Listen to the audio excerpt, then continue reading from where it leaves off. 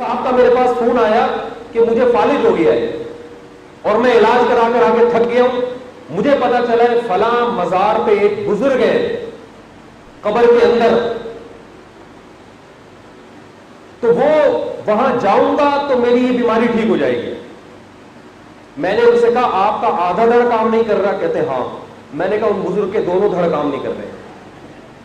جس کے دونوں دھڑ کام نہیں کر رہے وہ اس کا آدھا دھڑ کیسے ٹھیک کرے گا؟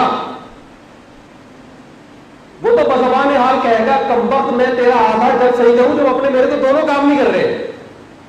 اور میں نے کہا یہ بھی اللہ کا شکر ہے انتقال کے بعد ان بزرگ کے دونوں دھڑ کام نہیں کر رہے تھے, کیونکہ اگر مرنے کے بعد ان کے آدھا کیا 1/4 دھڑ بھی کام کرنا شروع کر دیتا تو جو ان کو غسل دینے والے لوگ ہیں وہ ان کی جگہ لیٹے ہوئے ہوتے خوف سے.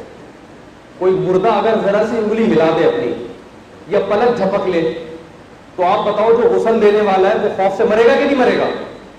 کیسی بے عقلی ہے کہ جس کے دونوں دھڑ کام نہیں کر رہے وہ علاج کرے گا اس کا جس کا آدھا دھڑ کام نہیں کرے. او بھائی یہ سارے ہماری طرح کے انسان ہیں.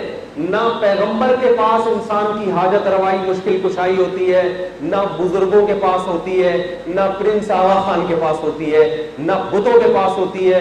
اللہ نے کہا انتم الفقراء الی اللہ, تم سارے انسان میری نظر میں ایک جیسے ہو, آدم سے لے کے قیامت تک آنے والا آخری انسان سارے ایک جیسے ہو اور سارے میرے برابر کے محتاج ہو. تو انسان محتاج ہے